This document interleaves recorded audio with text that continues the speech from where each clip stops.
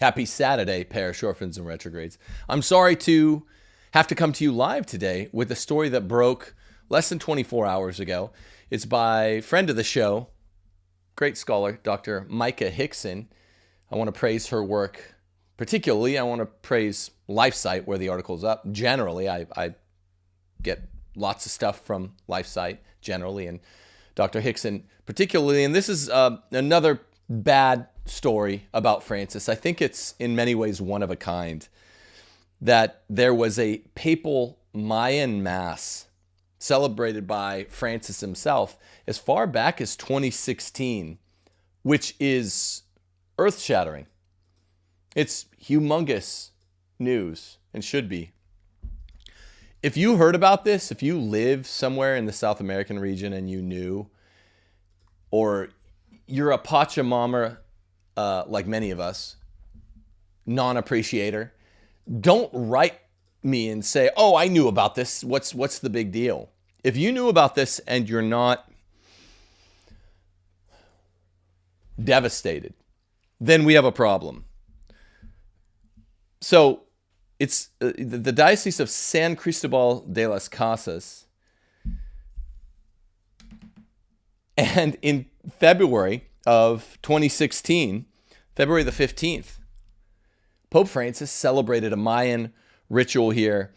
I want to talk about this today because now that we've had a decade of Francis, pretty much everyone's sick of him. From what I'm hearing, even the centrist cardinals in Rome are sick of this guy with regard to Francis. Does it really matter whether we say that Francis incorporates elements of Mayan pagan ritual to worship demons into Catholic Mass, on the one hand, which is what all of us do. We trip over ourselves to be charitable to this guy. Or, on the other hand, Pope Francis is a pagan idol worshiper. This show, Rules for Retrogrades, and this apostolate in general have stood for the proposition that, secular conservatives, Catholic conservatives, the church, the world in general, need more distinctions. On this one, I'm going to suggest we actually need fewer. I simply, for the life of me, since Dr. Hickson personally sent me this article last night and just said, check this out. Thanks for your work. We meld projects a lot. Check it out. I've been seeking for a meaningful distinction between saying Francis incorporates elements of Mayan pagan demon worshipping ritual from Francis is a pagan idol worshiper. And all of us have been struggling with this since October of 2019. Pachamama, the Amazonian rite. And I haven't come down too decisively on, let's just call him an idol worshipping pagan. Until now, where the details that Dr. Hickson covers in this lengthy article about what happened on February the 15th, 2016, and the particular elements of paganism used, you basically can't be a reasonably minded person and hold the former. I mean, the LifeSite article title hyperstipulates. That's what you want to do with an article title. You don't want to get sued, or you don't want to make a titular error. So the title is still the following: New Mayan Rite of Mass encouraged by Pope Francis is replete with pagan idolatry and symbolism. And then the first couple paragraphs makes it clear that Francis actually celebrated this Mass in 2016, 3 years before the Amazonian catastrophe. And it was more than replete with pagan idolatry and symbolism. It is a worshipfulness demonstrated on display worshipfulness when you hear the elements, of course, of foreign false demon gods. So that's what I'm going to talk about today. I thought about not doing the show. I don't love going live on Saturday, but something's got to give here. I don't even know, as a guy that does pods for a living, I don't even know what that means when you say it casually, privately, publicly, in the setting of a podcast. I don't know what it means to say something's got to give here, but this is several bridges too far. So at this Papal Mayan Mass in 2016, I want to read you some of the basics. The former prefect of the area, Cardinal Arizmendi, explains that the Mayan element, remember the Mayan pagan child sacrificing, basically South American Baal worshiping elements from this Mass on February the 15th, 2016, Francis's Mass, when he visited San Cristobal, involved incensing by two altar women, incensing of the altar by two wives of deacons, which we're going to get into in its finer points later in the show. What really is a permanent diaconate? I had some revelations reading this story. This Mass, the pagan Mass that Francis celebrated in order to bring in worshipfulness of Mayan demon gods, also involved ritual pagan dance, which gets explained by Cardinal Arizmendi. Some of these names also of the South American and Central American guys are just confusing in a strict logistical sense. Arizmendi, I'm going to have to write that here because I'm just calling him Cardinal A. Also, don't complain about the pronunciation. We don't care. Don't care. Pope Francis quotes at this February 15, 2016 Mass, get this. This is doctrinally, de jure, de dicto, probably the worst thing. He quotes from something called the Mayan Bible. Fake religion, demonic religion, Bible, Mayan Bible. He also visited after the Mass former Bishop Ruiz's grave. The names are there are like several Bishop Ruiz's and several Bishop Esquivels, whatever.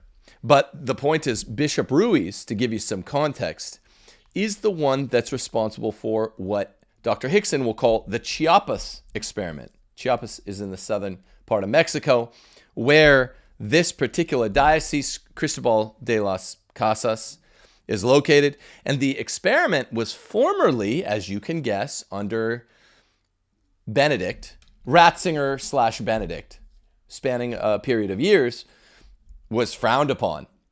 The project of religious syncretism, blending Mayan earth worship, demon goddess worship, with Catholicism, of course, for all of his many faults, Cardinal Ratzinger and Pope Benedict frowned on the Chiapas experiment, shunned Bishop Ruiz, the original experimenter. He had several who followed in his footsteps, like Cardinal Arizmendi.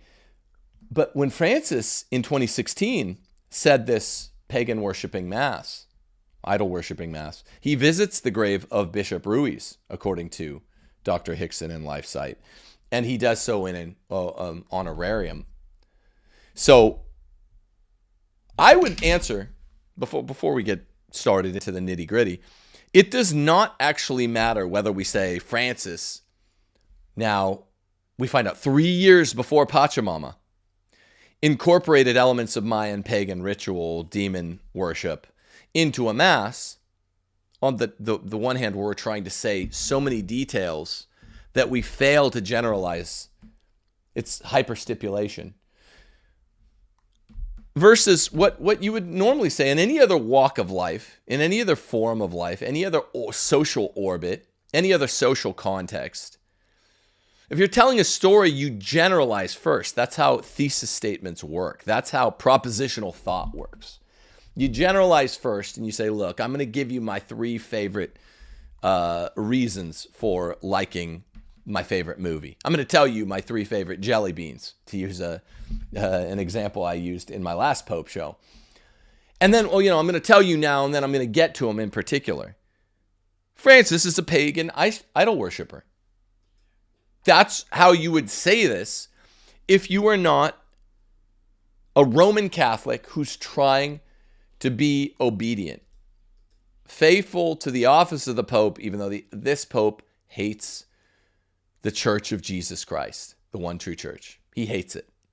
He loves anything foreign to it, which is, demonologically speaking, religious syncretism and what it entails. The elevation of idols. So, does it matter? Normally, I'm saying distinctions matter very much. Even relatively subtle, careful trads are not distinguishing enough. There are more positions here than just two. Sometimes I say that on this show. Not the case here. I would say this would be one distinction too many to be overly stipulative. In other words, pairs, orphans, retrogrades, I say it's fair to just say this Pope, number 266, is at least by ceremony, at least by ritual, we gave him a basic de facto pass on Pachamama. He's a pagan idol worshiper. From 3 years before 2019, listen to what Dr. Hickson and LifeSite have uncovered with this story. I'm going to give some shouts out in a moment, but first, just consider this. Final thought of my little introductory note here. The lay people demanded from Aaron a golden calf, and Aaron obliged. He obliged them. And for this, he was kept out of the promised land. He was punished by the hand of God. Just for obliging. The lay people were demanding a golden calf. Now think of this characterization. I don't know if you have that ready at hand. Think I was asking Steph, who just went through this passage of the Bible, isn't this highly analogous, almost identical? Hey, the lay people want what they want, ritual enculturation. Listen to this. We found first thing we found right before the camera. Sometimes you Google things and it's always like so. It's like justifying like when the first thing that comes up when you Google something just totally vindicates your entire point of view. So if you just type in what did Aaron say about the golden calf or the point of the golden calf in the Old Testament, the answer was he, meaning Aaron, was merging the pagan practices they were familiar with and the worship of the God that they were just beginning to be reacquainted with. So, wow. Yeah. Boom. I mean, look, these are prepared comments. I always hated on, I don't know if it was Glenn Beck's show, where they obviously, he's a good organizer. He used to put together some really good shows. Still does sometimes.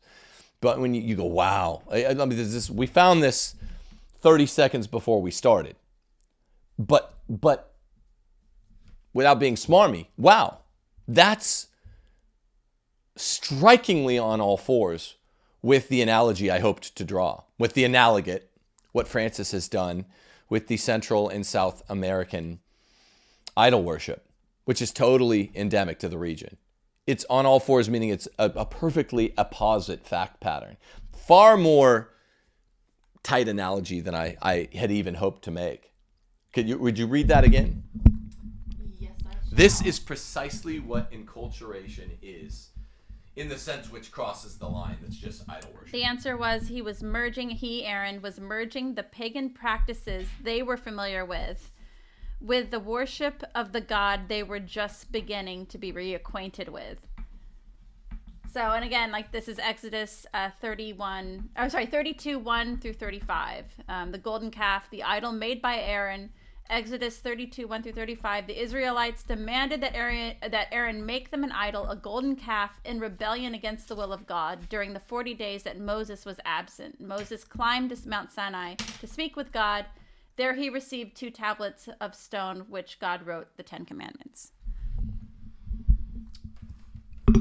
If you want to support this program, like this show, please, even more important than that, subscribe to the channel. Don't be a frequent viewer who doesn't subscribe. Click the notification bell so you know when we do a show. And see the links, particularly Subscribestar and Locals. These are our replacements for Patreon, which canceled me about 6 weeks ago. I got canceled for speaking the truth on Catholic sexual teaching. which is a big wave, tidal wave, headed our way with the German Synodal Way and the Synod on Synodality. I told the truth. And of course, the Skittles lobby around the world has colluded inside and outside the church. So they kick faithful Catholics off of Patreon and other platforms for telling the truth about my own church. It's unbelievable. Support me, because I do need your support, on Locals or Subscribestar. We've been really trying to beef up our subscribership there. Also, if you want to give a one-time donation, they're quite welcome at timothyjgordon.com. Click donate. Finally, you have no control over everything I'm about to tell you today. You can go find the article, read it for yourself without my commentary at LifeSite News, my favorite place to get news. Dr. Micah Hickson, one of my very favorite authors there, is the one that broke it. It's all beyond your control. To you, it's ultra vires. What's not beyond your control is reestablishing a patriarchy in your own home, number one. But number two, you can make your home in a lovely place, in a red state. Get out of your blue state. Get to a red state today. Go to realestateforlife.org. This is not some hollow talking point. This is literally what I and several of the retrogrades out there have done. That's why I plug it so much. I also want friends in the region. Get somewhere here in the deep south where it's the best part of America, the truest part of America, the blood red swath of states from Texas to Florida. Go to realestateforlife.org and get out today. Your family will thank you so much, won't they? I thank you every day. Literally, Steph, is thankful every day. Sometimes she thanks me. Sometimes she's just thankful outside that we're out of California. Realestateforlife.org will help you. Now, Steph, so you are a significant portion of the way through your Lenten reading of, the goal is the entire Bible in the 46 days. You're significantly through the Old Testament. And what struck you most was the repeated on-off cycle of idol worship in the Old Testament, right?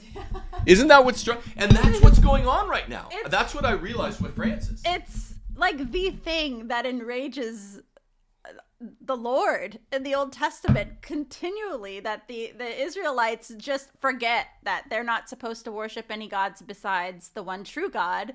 And they just keep falling into this practice and they get wiped out. I mean, entire cities are being eradicated. People are being, like, quote, the phrase, put to the sword over this issue. Like, I've highlighted it every time in the Old Testament where somebody is being put to the sword over the issue of idolatry.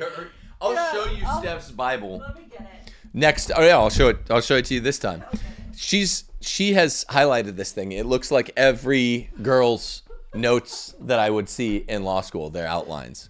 Girls are great highlighters and underliners and offsetters. But the point is, it's striking not that this makes God mad. After all, idol worship is commandment one's violation. Rather, it's striking how often people of God are driven to worship idols. The leaders like Aaron and even Moses, to some extent, shares in this Karamazov-like culpability for permitting it to some extent. So even the leaders of the one people of God, the true people of God, the people of the one true God, I should say, are driven to idol worship, and that is what's going on with Pope Francis, who is an idol worshiper. This is not an overstatement. Let's get to the brass taxes. So he's endorsing this new pagan Mayan rite. For starters, Steph's going to show you her Bible in a second, but for starters, this is a spin-off of the Latin rite. That tells you that Francis is creating an Amazonian rite, I think from whole cloth. This Mayan rite is another form of the Latin rite, which I thought he was getting rid of by ritualism. And it is brand new. Why can't he just do this for us TLM people? I know you get why. Look at this thing. How's that for labyrinthine? I mean, so organized and so many funny notes here. If it weren't a Bible, I'd say we should auction it off once you're done with it. Because she's written funny commentary throughout this whole thing. funny, meaningful commentary. It's a beautiful Bible, actually, and we won't actually auction it off. But if we're like a book, this is what my friend, quite frankly, does when he does a book club. He auctions off the book with all his notes in the end, and what a fun thing. But we won't do that being at a Bible. It's very well organized. But think about what's really, if we took Francis seriously at all in the realm of the other 265 popes who, whether they're good, bad, ugly, semi-decent, but you thought they're like decent human beings, not evil, just bad popes or good popes or somewhere in between, you would expect decency from him in return, and you would make this kind of appeal. You'd be tempted to anyway, to say, don't you see what you're doing? An Amazonian rite? A Mayan rite? Okay, if you really love the Novus Ordo, which is horrible and we all hate, just split them off. Like if you can make a Mayan rite or an Amazonian rite, just make a TLM rite, call it the bitter rite. You can even get a little dig in on Catholics like us, and just partition it off and let us go to it, and we'll be quiet, and we'll also be thankful. I'd be thankful. I haven't said that too often in regard to Francis, but I would. I think a lot of you would as well. So it proves that he's not one of those other 265 popes. He's sui generis in some way. I mean, I spent last show saying he's not really sui generis except by degree, but that degree, the high degree to which he's different from all the other popes, does matter, because, I don't know, it feels like even something Paul VI might have done. If he'd have known that this would have echoed out through the last 60, 65 years as such a catastrophe, he probably would have just been like, let's keep this right and just make this gay Novus Ordo right. I mean, not formally, but technically, practically. Come on, let's all be honest. So this new Mayan rite is like the Amazonian rite. Here's how it is Mayanism. It involves polytheism. There are elements which we'll talk about, which capture earth, sun, moon, and animal worship, which regards earth, sun, moon, animals as gods or godlike. Gods, or at the very least, if we're being charitable, angels. And that's the whole thing in the Old Testament too. They talk about the hosts of heavens, that some of the pagans worship the hosts of the heavens. And to Catholics, we hear the word host, and for me, I was like, what is this? And it's the stars. They're specifically worshiping in the Old Testament the stars. Big time punishment. Yeah, big time punishment. Flood and damnation kind of thing. Like they say in Ghostbusters. Biblical. I wish I could get Dan Aykroyd filtered in here saying, earth, sun, moon, stars, animal worship, very, very bad. Always fetch the grimmest results from our Creator, the one true God. In the Old Testament, and Francis is now, you might say he was flirting with it in 2019 with Pachamama. I'd say it's beyond that, but we kind of all missed our opportunity to really pounce on that. I mean, we commented on it, but in the intervening years, 2020, 2021, 2022, we kind of talked about it like it was a flirtation with it. I think we undersold it, honestly. But now we can go back and say this 2016 thing is a pope that is worshiping, intermixing the Catholic Mass with demonic worship. I don't know if we've ever had that with a pope before. We've had it with our kings. We haven't had it with a pope. Even Constantine did it. And we say he's kind of good, but it's just because he's sort of hapless. In addition to the earth, sun, moon, animal, stars worship, you have animism, which is a little bit distinct. It's not just saying animals are gods. It's saying animals all have souls. It involves pantheism. It's ugly. Also highly frequent in the Old Testament. Ancestor worship. This is really big with the little South American and Central American pygmy people, whatever you want to call them. The endemic people of South and Central America love them some ancestor worship. This is a big part. We're going to go through the elements, specifically the way that Dr. Hickson does in her LifeSite article. Also, the Mayanism involves, you guessed it, human sacrifice, right? It's Baal worship, Central America style, right? Baal worship with a taquito in hand. And an enchilito.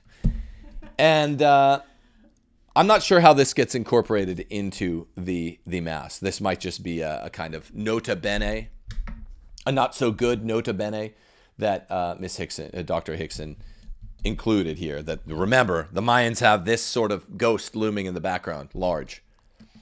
So this, before we get to Cardinal Arizmendi, who is sort of the main character in this story, we have to cover another cardinal, Cardinal Esquivel, formerly of Chiapas, the southern Mexico area, who is the main defender for a time of adaptations of the Roman rite, like the Amazonian rite.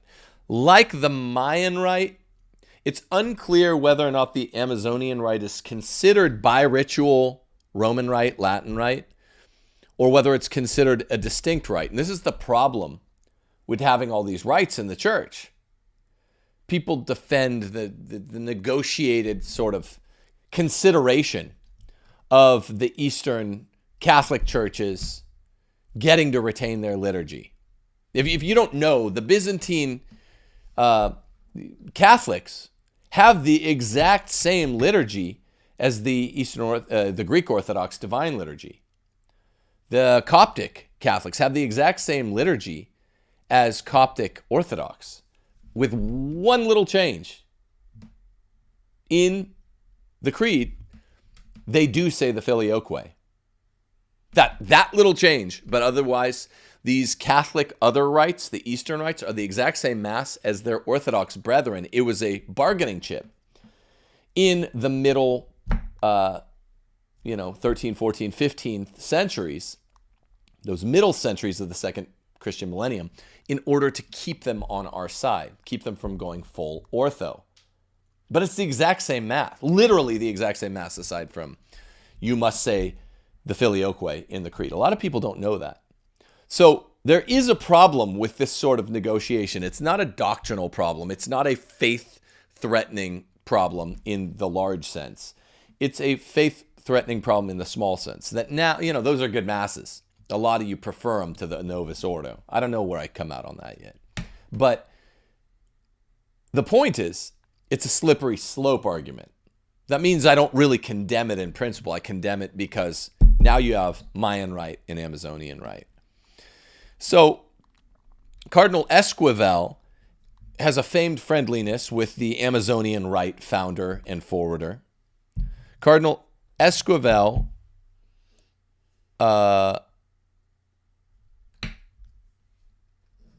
and people are saying, some folks are saying that it's always been alleged that these Eastern Rite Catholics don't actually say the Filioque. That it's just they're supposed to say the Filioque during the creed. It's a controversial thing, but I'm getting texts right now, which is the equivalent of comments in the chat, the com box, except from friends. So Cardinal Esquivel had this friendship with the Amazonian Rite founder. Additionally, he had permanent deacons from the Congregation of Divine Worship, I think under Benedict, suspended back in 2005. So early Ratzinger pontificate, Benedict pontificate, because of the practice in Esquivel's diocese, this diocese we're talking about here, San Cristobal de las Casas, of the bishop laying his hands on the deacon and his wife. The laying on of hands, as you know from the Old Testament and the New Testament, is a very big deal. And so permanent deacons were under Benedict held in extreme suspicion, as they should be. The permanent diaconate, remember, is a novelty. It's supposed to be a step on the way to the presbyterate or the episcopate. There was never supposed to be a terminus, third ordained stage. Folks who are slightly lower info will ask me all the time, Tim, why don't you become a deacon? because I don't believe in that sort of thing. I don't believe in that sort of thing. It's supposed to not be a terminal step it's not supposed to be a third degree of ordaining except as a temporary thing. Another very modern novelty. You can guess where that comes from. But I have this major revelation. I'm going to unpack it in a couple minutes when I get more into it. That there's this overlap conceptually between the permanent diaconate of men and the urge to deaconize ladies. And the conceptual nexus comes in the form of deacons who are men who get to have the marital act, being ordained, having wives who, when they're good wives, they do what Steph is doing right now. She's literally right here. She's my right hand. That's her right hand. No, I mean, literally, we're just together all day, right? If I were a deacon, which I would never become, it's corny and boring and stupid, I think. Sorry, as a permanent thing. People can write their hate about that, but it shouldn't be a permanent thing. But if I were one, which I wouldn't be, Steph would be there with me doing everything, and look how they have implemented this, weaponized it, utilized it, to the effect that even Pope Benedict, who's not a uber conservative, was like, you know what? No more permanent deacons in the area, because what they're doing is the bishops in this area region of, I guess it's South Mexico, so we're talking Central America, is laying his hands on both the deacon and his wife, basically ordaining the wife too. In this part of the world, many churches are run by two people. You think a pastor and his main deacon, his main homeboy? Nope. In this part of the world, what did we hear about in 2019? In the Amazonia, the need for more ordains. The deacon and his wife. So this German synodal way, let's ordain women and let's let deacon type guys who are doing, pardon my French, the horizontal mambo on the side because they're married, let them, come on, if they can be deacons, they can be priests, which is basically true, which is why they introduced this idea of the permanent diaconate, I think, around Vatican II. Let's just kind of merge the practice, Let's just be honest here. This is how much incrementalism works. So we have incrementalism in today's episode working in two distinct orbits. Firstly is Francis's incrementalism. He's a demon worshiper. He's a pagan idol worshiper, allower, which is all Aaron and Moses were doing that kept them out of the promised land. That's incrementalism, because now even a bunch of you hardcore, hard-edged parish orphans and retrogrades out there are like, how different is this story really from the Amazonian thing of October 2019? Well, it's different. It's a little worse. But you're right. That was bad. And I don't typically underreact to stuff. Probably underreacted to it in retrospect. That's the first way that incrementalism works. And now the second way that incrementalism works, I'm going to talk about this in a second, is seeing what they did with the instantiation of the permanent diaconate around Vatican II. And what they're attempting to, let's take an element from the permanent diaconate, liberalize it in the male direction, and liberalize it in the female direction. What do they want to do in the male direction? What's a permanent deacon? An ordained man, third order, that gets to have intercourse in the Latin rite. Let's just take the intercourse and say, let's just let that guy be a priest, basically. Let's let permanent diaconate deacons be priests. And they still get to do the horizontal mambo on the side. Sorry, it's Saturday. You caught me in a zesty mood. So that's how they liberalize that incremental or pre-incrementalized step around Vatican II in the male direction. In the female direction, and that's called viri probati, priests who get to do it. In the female direction, now let's say, well, basically because of the permanent diaconate, we already had the helper wives of these deacons having hands laid on them in certain places of the world. Let's just let them actually be called deacons. So you see how they did that? That's how incrementalization works. That's why Francis is not his own man. Whose man are you? Remember? Bill the Butcher yells this in that great scene in Gangs of New York. Those of you who allow yourselves to watch R-rated movies. Yeah, it's a very R-rated movie, but it's a great movie.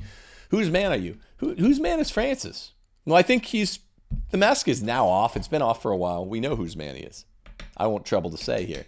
But it's clear.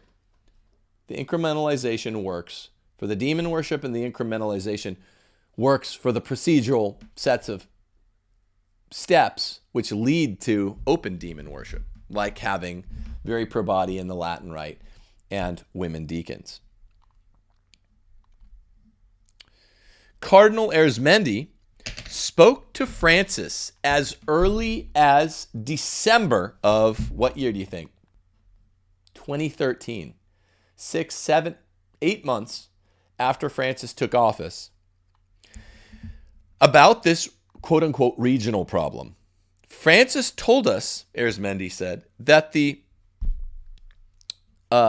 permanent diaconate could be a very timely solution in indigenous communities, and that more should be encouraged, more permanent deacons.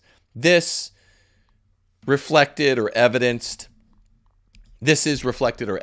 I forget what the exact word Hickson uses, in Querida Amazonia, paragraph 92. Now, this is a longer show. I have lots to get through. So I encourage all of you parish orphans and retrogrades, if you have a lazy dog dangling Saturday afternoon and you have some extra time, go look at Querida Amazonia, the garbage post-synodal apostolic exhortation, which followed immediately after the 2019 October Synod. Remember how quick it came out versus the one 3 years before, which had taken 6 months after the two synods, family synods? It came right out. Go look at paragraph 92. Even Arizmendi, one of the Pope's men, one of the bad guys, the demon worshippers here, says that Francis told us that the permanent diaconate could be very useful, very timely solution in indigenous communities, and that more permanent deacons should be encouraged because it was getting priests to be able to have sex in the Latin rite, which is one of Francis's main goals, one of the St. Gallen Mafia's main goals, one of the Germanist Synodal Way's main goals. These three are interchangeable. What else did it enable it to do at the behest of all three of these distinct agendas that aren't really so distinct? Women deacons. When you keep having deacons and their wives doing all the jobs of priests, you're going to get both married priests and women deacons who will eventually become women priests. We actually have that. I'm playing this mass on the screen as you're talking, and I actually paused right here. If you look at the screen, this is the deacons and their wives and the two women holding the incense right now. You can see. I can even back it up a little bit. Let me see. The wives are usually the incensors, which is an office that's very importantly male in the Catholic tradition, incensor. I believe that the women from the article, it's the women's specific job, right? For the Mayans. Yeah. It's almost always the women's job. You can see this job. On the screen. We have the deacons there. The wives are holding the incense on right next to the Pope. Yikes. Look at these mugs. Look at all these go animals, too, on the stage. Sorry. Yeah, all the filth, all the crap, the third world crap that they clutter their stage with. I was just going to say, people tend to notice how many of my mugs have this little feature here. Either an invisible handle, if you believe in such things, or just a broken handle. You know why that is? If you're serious. This is a total aside. It's because my dishwashers, it's because of your wife.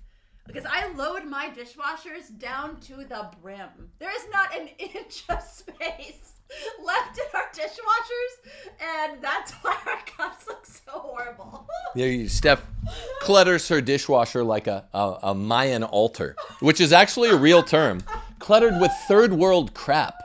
You know, you go to like these third world countries to take a bougie white guilt, I'm going to a third world country trip or whatever. Or if you're a sleaze bag, like American sleaze bags do this, they go to TJ to buy weed or whatever. I always look down on this practice. You're like, oh, look, it's so cute. They're selling like the wishbone of a turkey or whatever.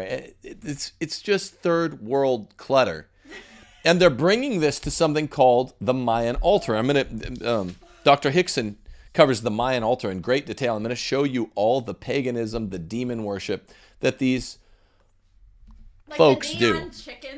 Neon chickens on stage with the Pope. Like the head of a raccoon and the body of a antelope. There's just so much of this. And anytime I've ever been to Mexico or poorer sections in Europe, even second world countries, you're just like, oh yeah, I forgot. This is a big part of what I'm being careful here. Indigenous peoples do. Let's keep it at that. Okay? True. So listen, Francis is saying this in December of 2013. We can weaponize the permanent diaconate. Do you think this guy had all of these realizations immediately? Like, if you make an a posteriori realization from being in office for 5 years or 7 years or 9 years or now 10 years, then you're learning on the job. He knew everything he was going to do from the very outset. Why? Because this is all part, and I'm not talking about Vatican II documents. We've talked about that till we're blue in the face. I'm done with it.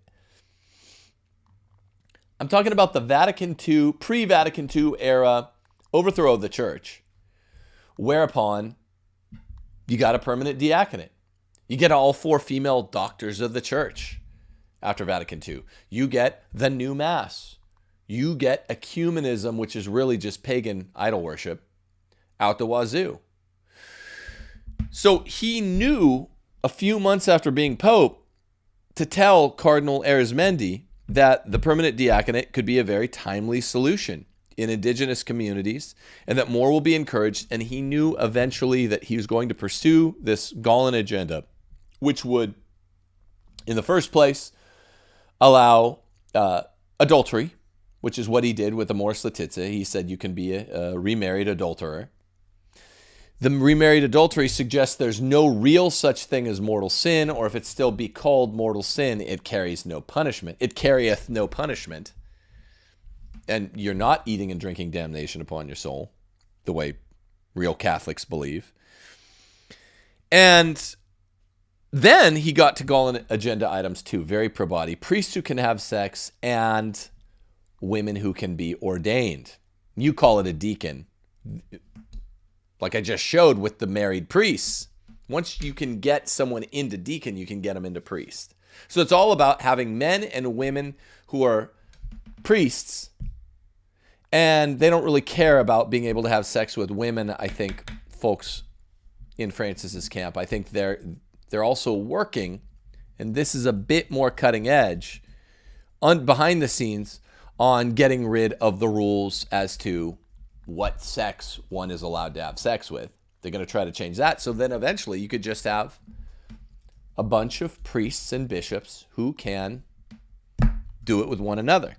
That's the goal. And I'm seeing how it's all coming together more and more as we head into October, where the revolution will be televised. You know that MTV 1980s expression, it shan't be televised. It actually will this October.